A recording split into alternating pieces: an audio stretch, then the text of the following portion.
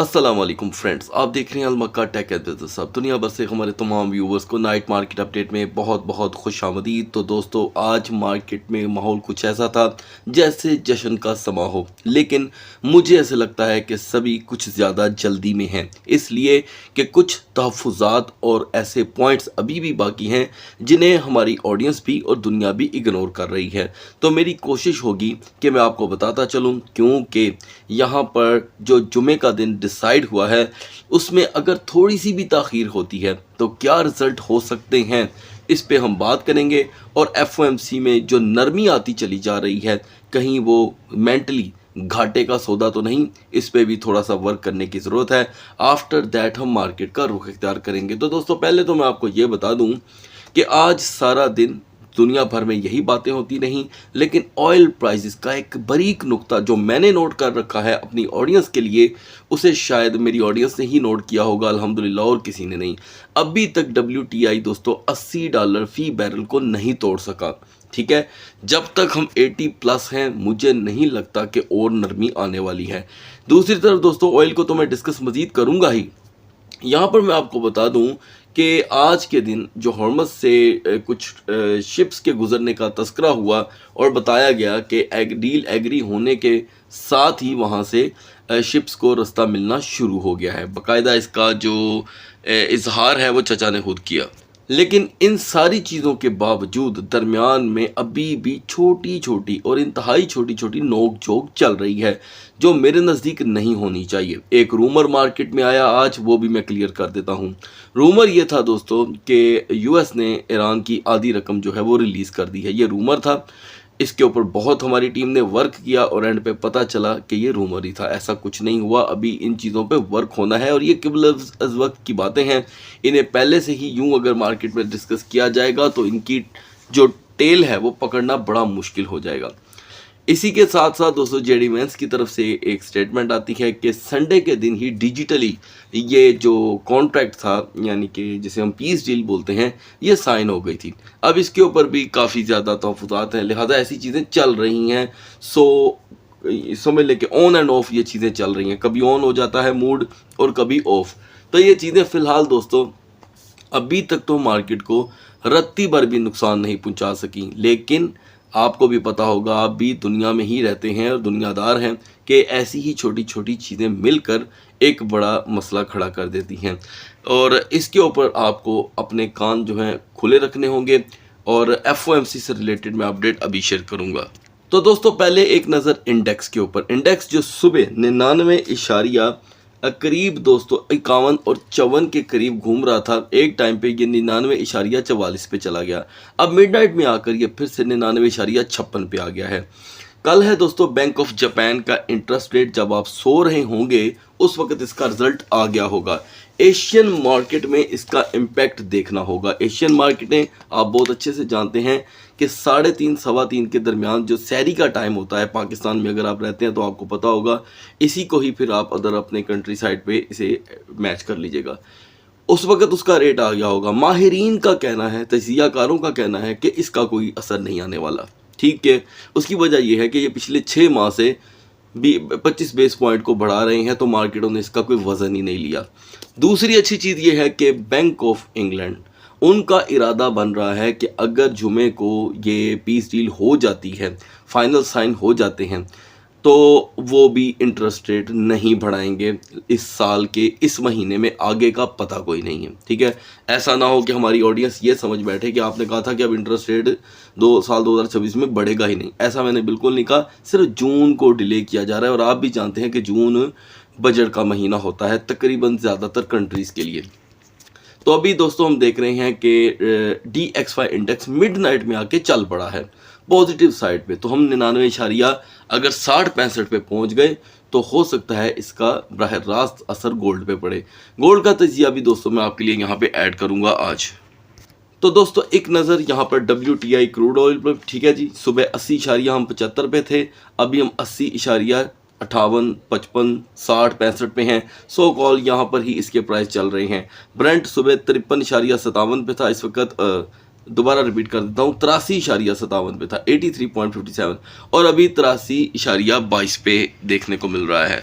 तो दोस्तों आज के दिन ये दोनों अपनी 80-80 की सपोर्ट को बचाकर बैठे हुए हैं। मुझे लगता है, मैं बिलीव करता हूँ इस बात पे, पिछले 3 माह से मैं अपनी ऑडियंस को बता रहा हूँ कि $80 की सपोर्ट टूट के अगर हम 74 और 75 पे जाते हैं तो ये ज़बरदस्त लहर होगी दुनिया के अंदर और फिर एक पॉजिटिव मोमेंटम यहाँ पर जन्म ले सकता है। तो दोस्तों इससे पहले आगे बढ़े मैं बता दूँ कि FOMC के रिज़ल्ट को हल्का मत लीजिएगा। हालांकि डील साइन होने जा रही है, लेकिन ऐसा ना हो कि आप ये समझ बैठें कि केविन वॉश आएंगे, आके बात करके चले जाएंगे। अगर वो रेट कट कर देते हैं अनएक्सपेक्टेडली, इस दफ़ा मार्केटों में ऑड्स भी अवेलेबल नहीं है। ऑड्स इतने ज़्यादा रैंडम हैं, यानी कि जिसे हम परसेंटेज बोलते हैं, कि आप हैरान रह जाएंगे, आपको पता नहीं चलेगा कि ऑड्स इस वक्त हमारे साथ कर क्या रही हैं। लिहाजा ऑड्स की तरफ मत जाइएगा, रियलिटी फैक्ट की तरफ आएँ। और मैं आपको बता दूं कि मार्केटों में इस वक्त FOMC का इम्पैक्ट आना शुरू हो गया है। ये चीज़ इनमें रख लीजिएगा। बढ़ते हैं मार्केट की तरफ। तो दोस्तों आज था कारोबारी हफ्ते का पहला दिन और एक ही सेशन के अंदर मार्केट ने अपनी कैपिटलाइजेशन को अच्छा खासा रिकवर किया, यानी कि हम 2.32 से निकल के एक टाइम पे 2.43 तक पहुंच चुके थे। और अभी भी ये कोई कमी कंसीडर इसलिए नहीं की जा सकती कि FOMC से पहले मार्केटों का एक स्लो मोमेंटम ऑब्वियसली रेजिस्टेंस को कमज़ोर करता है। डोमिनेंस में 0.20% की कमी हुई है दोस्तों। टॉप ट्रेंडिंग के अंदर हमारे लिए इसलिए BTC यहाँ पर मौजूद है कि अभी कुछ देर पहले BTC 67,268 का हाई लगाने के बाद यहाँ पे ले रहा है करेक्शन। तो दोस्तों ये टोटल 5% का हाई है। BTC के लिए 5% का हाई एक बहुत बड़ा हाई यहाँ पर कंसीडर किया जाता है। तो दोस्तों आज की इस वीडियो में मैं आपके साथ एक अदद इवेंट भी शेयर करने वाला हूँ। अगर आप इस इवेंट को बाकायदा तौर पे यूज़ करते हैं तो यकीनन आप आने वाले दिनों में यहाँ पर जो कि है फ्यूचर ट्रेड के लिए एक अच्छा बोनस जो है वो इकट्ठा कर सकते हैं। तो दोस्तों आगाज़ करेंगे हम BTC से। ये बहुत ही अहम है इसलिए कि BTC जिसने एक नई रेजिस्टेंस हमारे लिए शो की, ज़रूरी होगा कि हम ये जानें कि इस नए हफ्ते के आगाज़ में जहाँ पर FOMC का डाटा और साथ साथ एक फाइनल डील के साइन का दिन जो डिसाइड हो चुका है, जो पहले बिल्कुल डिसाइड नहीं था, इसमें इसकी सपोर्ट क्या रहेगी। लेकिन मैं यहाँ पे ऑडियंस को साथ साथ वार्न करता रहूँगा कि अगर जुमे का दिन अब भी मिसाल के तौर पे फाइनल होने के बावजूद अपने परवान ना चढ़ सका तो दोस्तों मार्केटें शायद फिर पहले जैसी ना रहें। तो मैं कहूँगा कि हाई होप्स रखने की बजाय आप मार्केट की हकीकी ख़बरों के ऊपर नज़र रखें। फौरी खबर हासिल करने के लिए आप हमारा व्हाट्सएप चैनल ज्वाइन कर सकते हैं और लिंक वीडियो की डिस्क्रिप्शन में होगा, ताकि कोई भी खबर आपसे मिस ना हो। दोस्तों कोई भी खबर जब हमारे मौसूल होती है वेरिफिकेशन के बाद, हम उसे फ़ौरन हमारी टीम उसे शेयर कर देती है आपके साथ, चाहे वो रात के 2 बजे का टाइम हो, क्योंकि ख़बर को टाइम पे पहुंचाना ही हमारी टीम का काम है। तो दोस्तों यहाँ पर BTC रिजेक्ट हुआ है 67,268 से। यहाँ पर BTC की आज की जो सपोर्ट थी वो अभी भी वहीं पे रहेगी 65,000 को। यहाँ पर वक्त गुजरने के साथ साथ एक सबकत हासिल होती चली जा रही है। याद रहे, भूलिएगा मत कि ये एक नया हफ्ता है, अभी इस हफ्ते को शुरू हुए पूरे 24 घंटे भी नहीं हुए। तो ऐसे में जो ये 65,000 की सबकत हासिल हुई है मार्केट को, इसे आप अभी फ़िलहाल टेम्पररी ही समझेंगे, 48 घंटों के बाद देखा जाएगा। लिहाजा ओवर स्टे ऑन 60,800 66,800 मार्केट को एक लिटिल करेक्शन दे सकती है, जिसकी शक्ल में आप 65,800 या 66,000 का टेम्पररी लो देख सकते हैं। हाई मोमेंटम्स तो दोस्तों यहाँ पे बन ही चुके हैं। 5% का जो इसके अंदर वॉल्यूम ऐड ऑन हुआ है ये कम नहीं है। लिहाजा दिन का आगाज़ करने के लिए BTC को हर सूरत 67,500 तक अपनी रेजिस्टेंस अपनानी होगी, जिससे इसके कम अज़ कम मोमेंटम में कोई फ़र्क नहीं आएगा। लेकिन अंडर द 67,000 प्रेशर मुसलसल बढ़ने के चांस हैं। एक बहुत ही बड़े और लंबे अरसे के बाद दोस्तों एक ही सेशन में इथेरियम ने सबको आउट परफॉर्म कर दिया, यानी कि 1711 का लो जो इसने प्रोवाइड किया था, इसकी नतीजे में हमने 1848 का हाई देखा। तो मुझे यकीन है कि हमारी ऑडियंस ने, जब हमने आपको अपडेट किया था कि ये इसकी लास्ट स्लॉटें हैं, इसे मिस मत कीजिएगा, उसका यकीनन फ़ायदा लिया होगा। तो दोस्तों मेरी रिक्वेस्ट है इथेरियम लवर से कि वो अपनी कीमती राय आज की वीडियो में ज़रूर शेयर करें। अलबत्ता 1848 को हासिल करने के बाद यहाँ पर एक रिजेक्शन मौजूद है। आप बहुत अच्छे से जानते हैं कि आज की मैक्स हाई रेजिस्टेंस 1775 की थी, लेकिन इथेरियम ने 1775 को भी पिछाड़ दिया और हम 1800 प्लस हैं। 1800 प्लस रहना ही इस वक्त इथीरियम की लाइफ है। हम मिनिमम 1805 को इसकी लास्ट सपोर्ट कंसीडर करते हैं, लेकिन ये नए हफ्ते की नई सपोर्ट है तो ज़्यादा तवक्को रखना बेवकूफ़ी हो सकती है। 1805 के ब्रेक होते इथीरियम उल्टे पैरी 1770 और 1750 का रुख कर सकता है। टॉप रेजिस्टेंस के ऊपर अगर अभी भी हमें कोई अच्छी कैंडल मिल जाती है तो हम 1855 से 1870 का तेज़ी से रुख इख्तियार कर सकते हैं। सो गाइज, आज के इस ट्यूटोरियल में मैं आपके साथ एक बहुत ही इंटरेस्टिंग इवेंट शेयर करने जा रहा हूँ। आमतौर पे ऐसा मौका बहुत ही कम देखने को मिलता है जहाँ पर आपको बाकायदा तौर पे हिस्सा भी लेने को मिले और आपको अपने पास से 1 रुपया भी खर्चने को बिल्कुल ना ज़रूरत पड़े। तो यहाँ पर आप बिल्कुल फ्रीली इस इवेंट में हिस्सा ले सकते हैं, जिससे आप पॉइंट्स अर्न करेंगे और यही पॉइंट कल को आपको रिवार्ड की शक्ल में फ्यूचर ट्रेड या स्पोर्ट ट्रेडिंग की शक्ल में फ़ीस का बाकायदा तौर पे जो कि है कट ऑफ हो जाना में मदद करेगा। तो दोस्तों, अगर आप MEXC एक्सचेंज पे अकाउंट रखते हैं तो इट्स ओके, नहीं तो लिंक वीडियो की डिस्क्रिप्शन में मिल जाएगा। MEXC क्रिप्टो प्लेटफॉर्म पर इस वक्त फ्यूचर ट्रेडिंग का एक स्पेशल इवेंट लाइव है, जहां आप ट्रेडिंग पेयर्स यानी कि फ्रीली फीस जिनकी बहुत ही कम है और मार्केट वॉल्यूम के ज़रिए पार्टिसिपेट कर सकते हैं। अगर आप क्रिप्टो एसेट को सिक्योर तरीके से ट्रेड करना चाहते हैं तो ये एक अच्छा ऑप्शन हो सकता है। मोस्टली हमें ऐसे इवेंट्स में शामिल होने के लिए बाकायदा तौर पे पैसे खर्चने पड़ते हैं, लेकिन ये टोटली फ्री इवेंट है, ठीक है। आप इसमें जस्ट अपनी राय शुमारी करेंगे कि आपको क्या लगता है कि कौन विन करेगा, तो इसी की सूरत में आपको पॉइंट्स मिलेंगे। अदरवाइज़ आपको अपने पास से कुछ भी यहाँ पर ऐड ऑन करना ही नहीं।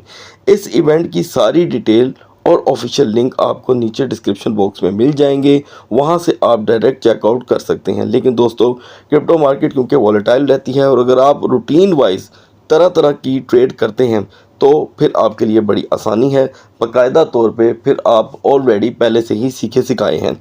यहाँ पर मोस्टली जो आपको रिवार्ड्स मिलते हैं, प्रोमो कार्ड्स मिलते हैं, वो आपकी फ़ीस डिडक्शन के बाकायदा तौर पे काम आते हैं। अक्सर व्यूवर बाद में सवाल करते हैं कि इनको हम क्या विड्रॉ कर सकते हैं, तो नहीं दोस्तों, बाकायदा तौर पे वो आपकी फ़ीसेस कम करने के काम आते हैं, जिससे आपका अगर वॉल्यूम इंक्रीज़ करता है तो उसके आप यहाँ पर बेनिफिट हासिल कर सकते हैं।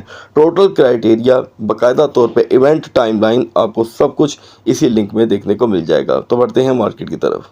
तो यहाँ से आगाज़ करते हैं आल्ट कॉइन सेशन का, जहाँ पर BNB top of the list होता है हमेशा। BNB ने आज अपनी 615 की सपोर्ट को पूरी तरह दोस्तों किया है प्रोटेक्ट। बस एक टाइम आया जब वोलेटिलिटी बढ़ी तो इसने 612 से फ़ौरन एक शॉर्ट जो कि है स्क्वीज़ लेकर मार्केट को पुश दी और हमने 632 का हाई देखा। आज के लिए इसकी मैक्स रेजिस्टेंस जो थी वो 620.50 की थी, जिसके बाद इसमें ब्रेकआउट की तवक्को थी। तो दोस्तों, हमने ब्रेकआउट देखा। काफ़ी लंबे अरसे के बाद BNB ने 632 तक जाने की कोशिश की। अलबत्ता बात यहाँ पे ख़त्म नहीं होती, ये बेरिश कैंडल बहुत ही हैवी है, ये समझना बड़ा ज़रूरी होगा आप सबके लिए। ओवरस्टे ऑन 620 यानी कि 620 के टूटने पे प्रेशर 615 की तरफ नॉर्मली बढ़ सकता है और ये कोई बड़ी बात ना होगी। ब्रेकआउट कंटिन्यू करने के लिए हर सूरत BNB को 625 से 628 की रेजिस्टेंस अपनाए रखनी होगी। तो दोस्तों, जैसे कि आप जानते हैं कि XRP को 1.20 और 1.22 की बेहद बेसब्री से रेजिस्टेंस की यहाँ पर पूरी तरह से तवक्को और इंतज़ार भी था, तो लिहाजा इसने आज 1.16 से जो 1.22 की रेजिस्टेंस पकड़ी उसने से हेल्प किया 1.29 के लिए। तो जाहिर बात है ये एक बड़ा गैप है, ठीक है।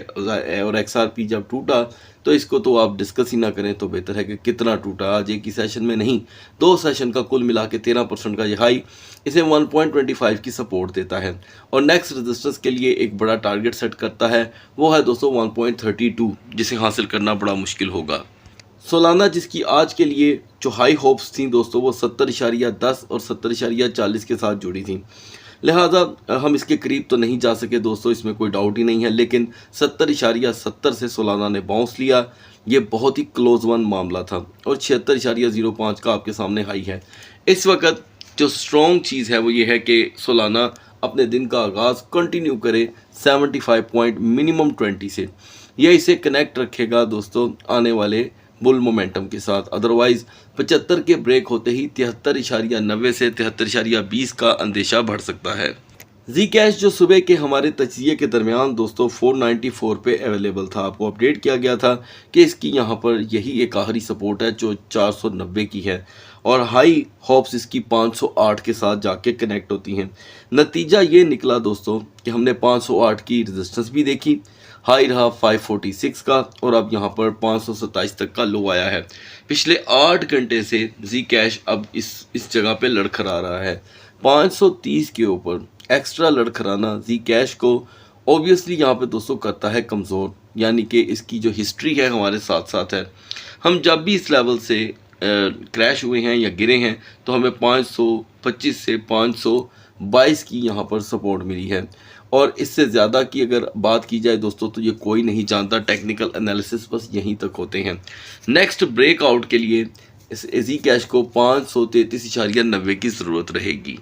यहाँ से आगाज़ करते हैं ऑडियंस डिमांड टोकन का, यानी कि ऑडियंस जिन टोकन के एनालिसिस का बाकायदा तौर पे तजिया चाहती हैं उनका। तो लिंक इस वक्त सर फहरिस्त था दोस्तों।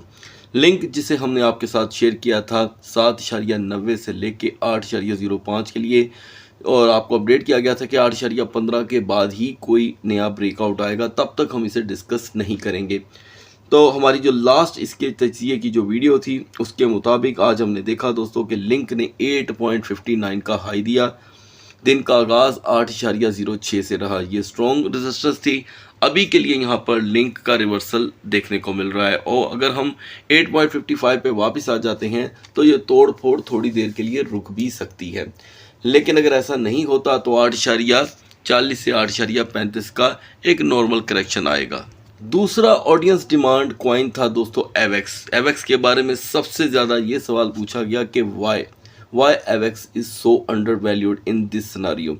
देखिए गाइस, एवेक्स ऑब्वियसली एक ब्लॉकचेन रखता है और मैं पहले भी बता चुका हूँ कि इसकी रिकवरी बहुत ही स्लो रही है सदा। तो अभी के लिए जो इसके टॉप रेजिस्टेंस बन रही हैं वो काफ़ी इम्प्रेसिव हैं। ये देखें 1, 2 और 3, हर जो इसकी रेजिस्टेंस है उसके टॉप के ऊपर एक बेरिश कैंडल है जो इसको थोड़ी देर के लिए पॉज देती है। अभी के लिए एवेक्स को हर सूरत 7.05 प्लस रहना होगा। ये 7.05 का मामला इससे कनेक्ट कर सकता है मॉर्निंग में 7.18 के लिए। रही बात ये जो 9.65 से क्रैश हुआ था, अभी इसकी रिकवरी इन हालात में मुमकिन नहीं। टाओ कॉइन के लिए दोस्तों हमारी सपोर्ट थी आज की 270 की, जब टाओ 275 पे रेजिस्ट कर रहा था और आज के दिन टाओ ने रिवर्स गेयर लिया और बहुत ही लंबा चौड़ा शॉर्ट एंड लॉन्ग स्क्वीज देखा गया। मैं चाहूँगा कि आप जाके ज़रूर देखें। इस लॉन्ग एंड शॉर्ट स्क्वीज के चक्कर में टाओ ने 258 का लो दिया, हाई रखा 286 का। इसका मतलब दोनों चीज़ें यूटिलाइज हुई, सपोर्ट एंड रेजिस्टेंस। तो अभी के लिए टाओ जो 274 पे खड़ा है ये प्रेशराइज्ड है 270 के लिए और मैक्स रेजिस्टेंस 279। अब बात कर लेते हैं दोस्तों XAUT की, जो सुबह 4328 पे अवेलेबल था, 4321 4328 इसके दरमियान। और जो आज की इसकी मैक्स रेजिस्टेंस रही दोस्तों वो 4348 तक की थी। अब 4348 से हम रिजेक्ट होके 4305 पे आए हैं। तकरीबन आप इसका मुलाहिजा जो है कीजिएगा सुबह की वीडियो के साथ। हमारा टारगेट जो था यहाँ पर पूरी तरह कामयाब रहा। अभी के लिए 4305 ही इसकी सपोर्ट है जो टूट चुकी है। यहाँ पर एक हेल्दी बिग बेरिश कैंडल बन गई है। मान लें कि अगर आपको यहाँ पर सपोर्ट नहीं मिलती तो XAUT का पहला पड़ाव 4280 की तरफ बढ़ेगा, 4280, और इससे ज़्यादा का लो आ जाए तो वो एक अलग बात है। अपर मोमेंटम कनेक्ट रखने के लिए यहाँ पर XAUT को फौरी तौर पे 4318 से 4325 तक की रेजिस्टेंस अपनानी होगी। सो गाइस, सुबह तक अल्लाह हाफिज़।